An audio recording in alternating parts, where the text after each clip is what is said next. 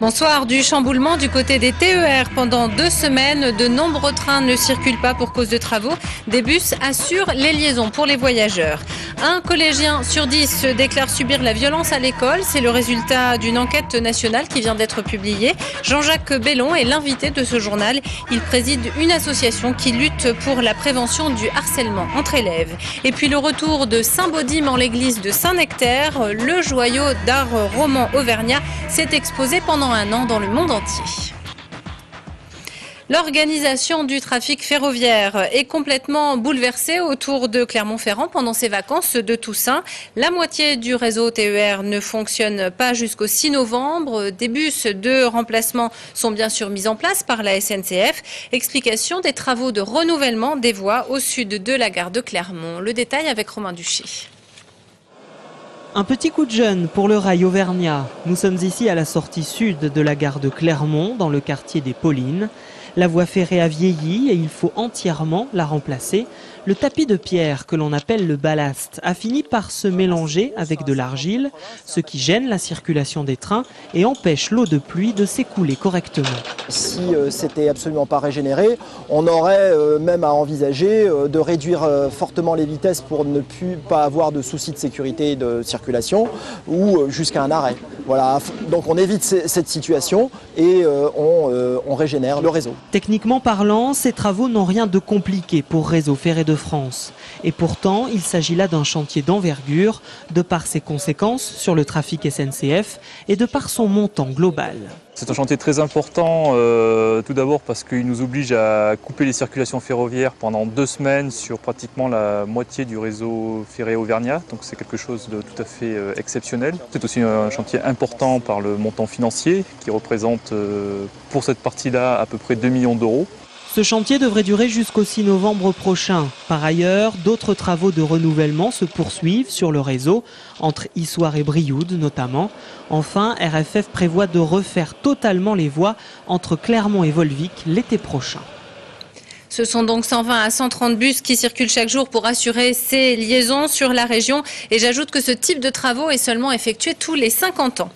3 hommes sont suspectés d'avoir participé à la tentative de casse du local de la Brinks à Beaumont en février dernier dans le cadre d'un coup de filet international. Au total, 12 personnes ont été arrêtées depuis une dizaine de jours en France et en Belgique, suspectées d'être les auteurs ou les complices de plusieurs braquages. Concernant l'explosion du 18 février dernier, les suspects sont aujourd'hui en détention provisoire dans l'attente d'une possible mise en examen. Le SRPJ de Clermont-Ferrand participe à l'enquête qui a été ouverte. C'est une info de nos confrères de lamontagne.fr. Un Puy-de-Dômois est soupçonné d'avoir volé 200 bouteilles de vin pour les vendre sur Internet. 200 bouteilles de Grand Cru auraient été saisies dans son garage au début du mois. Le trentenaire les aurait volées dans des grandes surfaces auvergnates. Il aurait mis en place un système pour les vendre sur Internet. Jean-Pierre Bellon est l'invité de ce journal. Bonsoir. Bonsoir. Vous présidez l'association pour la prévention des phénomènes de harcèlement entre élèves. Il se trouve que 2 études ont été publiées au sujet des violences à l'école. L'une sur les actes de violence recensés dans le second degré et l'autre sur le climat scolaire et les actes de violence déclarés. Au collège, 10% des élèves affirment être victimes de harcèlement par d'autres élèves. C'est l'un des résultats de cette enquête qui a été menée auprès de 300 000 établissements. Première réaction là-dessus, Jean-Pierre Bellon, la violence ordinaire existe à l'école, au collège en particulier? Oui, c'est une violence faite de petites choses, de répétitions, une série de moqueries, de brimades, des choses qui, si on n'y prend pas garde, peuvent très bien passer inaperçues. Ce qui est à remarquer dans l'enquête qui vient de sortir, c'est que la violence n'est pas, pour l'essentiel, une violence faite de coups, de blessures, de brutalité, même si cela existe de façon marginale, aussi, bien sûr. Mais là, on parle plus de violence verbale et donc presque psychologique, finalement. Ce sont ces petites choses qui, si elles n'étaient pas répétées, seraient évidemment tout à fait supportables. Mais c'est justement parce qu'elles sont répétées, parfois sur une très longue durée, qui font qu'elles vont rendre la vie de certains élèves parfaitement insupportable. Alors, vous avez créé cette association en 2007, justement parce que cette question de la violence à l'école n'était pas tellement prise en compte. Alors, ce qu'on remarquait, c'était que ces petites violences ce que les Anglais appellent le school bullying, c'est-à-dire c'est ce harcèlement, on l'a traduit en France par harcèlement. Ces choses-là étaient pour l'essentiel méconnues en France. C'est pour cela qu'on a créé cette association, pour essayer de rassembler, de fédérer tous les professionnels qui avaient envie de s'intéresser à cette question. Est-ce qu'il y a des questions d'âge? Est-ce que les plus jeunes se sentent plus vulnérables, plus concernés par ces formes de violence que les élèves les plus âgés? Oui, le harcèlement est un phénomène des plus nombreux contre les moins nombreux, des plus faibles des plus forts contre les plus faibles, et aussi bien sûr des plus âgés contre les plus jeunes. C'est vrai que dans l'enquête qu'on avait réalisée nous-mêmes il y a 2 ans, on avait observé effectivement que le harcèlement était plus important en 6e, puis diminuait après progressivement en 3e. Bien sûr, ce sont les plus jeunes. Et puis aussi, je crois qu'il y a une chose qu'on retrouve toujours, et le rapport de Barbieux met l'accent aussi là-dessus, ce sont ces élèves qui sont isolés. C'est-à-dire que ceux qui sont les plus facilement, j'allais dire, victimes de harcèlement sont aussi ces élèves qui n'ont pas d'amis, qui sont isolés, qui sont à un certain moment dans une situation de faiblesse dans leur établissement. C'est à cela qu'il faut être attentif. Et qui passent pour les souffres-douleurs finalement. Les bons élèves sont souvent touchés, j'ai lu dans les résultats de l'enquête. Oui, il y a effectivement du harcèlement en direction des bons élèves, mais on a trouvé également du harcèlement en direction des élèves qui sont en difficulté. Non, je crois qu'il suffit d'une petite différence à l'intérieur du groupe qui va faire que le groupe va justement harceler un élève. Alors ça va des remarques aux insultes en passant par le vol des fournitures scolaires, ce genre de choses. La question centrale reste évidemment de savoir comment prévenir ces problèmes. Quelle est votre position là-dessus? Pour prévenir le harcèlement, il faut d'abord le connaître, il faut avoir été sensibilisé. Je crois que la question de la formation est absolument essentielle. Il faut que les personnels de l'éducation nationale soient sensibilisés et formés à cette question. C'est l'attention, c'est cette vigilance attentive de chaque instant qui peut permettre la prévention. Et puis, il y a une chose auquel nous on est très attentifs, c'est intervenir auprès du public, auprès des pairs. Vous savez, pour qu'il y ait un harcèlement, il faut une victime. Bien sûr, il faut un harceleur, puis il faut aussi ceux qui sont là, qui assistent, qui regardent, qui parfois rient. C'est ceux-là qu'il faut sensibiliser, leur montrer que les conséquences sont terribles et que non, ça n'est pas drôle, ça peut faire très très très mal. Oui, et qu'il faut peut-être s'impliquer aux côtés de la victime plutôt que d'assister passivement à ce type de violence. Merci Jean-Pierre Bellon d'avoir accepté notre invitation. Dans le reste de l'actualité, le retour d'une œuvre rare à Saint-Nectaire. Saint-Baudim, emblème de l'art roman auvergnat, a fini sa tournée mondiale. Il a repris place en l'église de Saint-Nectaire depuis quelques jours et suscite déjà l'intérêt des visiteurs. Voyez le reportage de Michael Briffaut. C'est un véritable joyau de l'art roman auvergnat qui est de retour sur ses terres. Ce buste du XIIe siècle qui renfermait les reliques de Saint-Baudim a retrouvé sa place en l'église de Saint-Nectaire, où il est toujours conservé précieusement. Les Saint-Nectairiens, ils sont vraiment très attachés, les paroissiens également.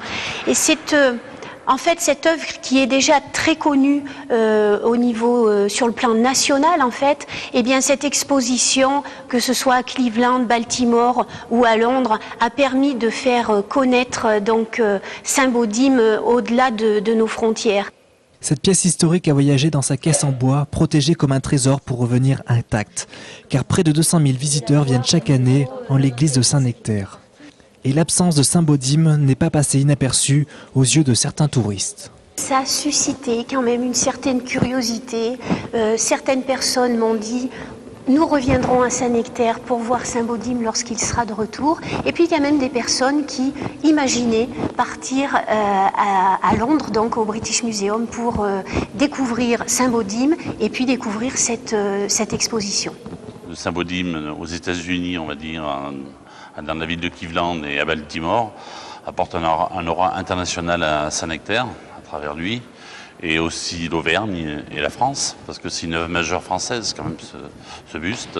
Après sa tournée mondiale, l'opération Séduction de Saint-Baudim se poursuit auprès des visiteurs. Ils peuvent désormais l'admirer toute l'année, simplement, sans prendre de billet d'avion pour Saint-Nectaire. La Galerie Gasto expose actuellement les œuvres de Nathalie Contenay. Après plusieurs séries sur l'autoportrait où elle se mettait elle-même en scène, cette artiste s'intéresse ici au lieu. Elle réinvente la photographie en la faisant passer en 3D. De la sculpture, elle est passée à la photographie sans tout à fait lâcher sa première passion. Les œuvres de Nathalie Contenay sont aujourd'hui des photographies en 3 dimensions. Dans cette exposition, elle présente des lieux qui ont marqué son parcours personnel et change la perception du spectateur sur la photo. Une photographie, par définition, est définitivement close, c'est comme une porte fermée sur le passé. Et là, j'essaie d'ouvrir de nouveau cet espace en permettant à la personne qui regarde de pénétrer de nouveau dans cet espace. Un travail d'une infinie précision lorsqu'il s'agit de découper les décors qui viendront en arrière-plan. Armée de ciseaux, cutters et autres rubans adhésifs, Nathalie Contenet aime aussi sortir les œuvres de leur cadre traditionnel. Donc il n'y a plus de fond, donc c'est le mur qui fait fond à ce moment-là, et donc je joue avec le mur comme un espace dans lequel une perspective peut s'opérer. Nathalie Contenet capte finalement l'air du temps. Elle pose un regard neuf sur le monde auquel elle appartient, dépeignant par exemple la société espagnole en photographiant les madrilènes de la place del Sol. Beaucoup de technique donc, mais tout autant de fantaisie. À voir jusqu'au 12 novembre à la Galerie Gastaud. Le Clermont Foot Auvergne s'engage en faveur du Népal et apporte son soutien à l'association Grandir au Népal, créée il y a une vingtaine d'années par l'alpiniste Jean-Pierre Frachon. L'objectif est de construire une école dans le village de Salian et d'accompagner la scolarité de 300 enfants.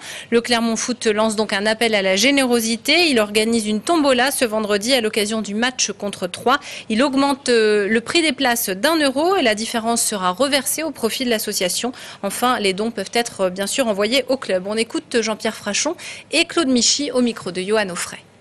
Le Clermont Foot a aussi vocation, comme il l'a déjà fait quelques fois, à aider certaines causes et à aider les autres, parce que si on peut servir de prétexte et de support, il ne faut pas se gêner. Nous suivons pour le moment 30-35 enfants qui sont pris complètement en charge par l'association en leur fournissant donc l'équipement complet, c'est-à-dire la tenue qui est obligatoire, les cartables, toute la panoplie donc qui est nécessaire pour aller à l'école, et en même temps d'avoir des soins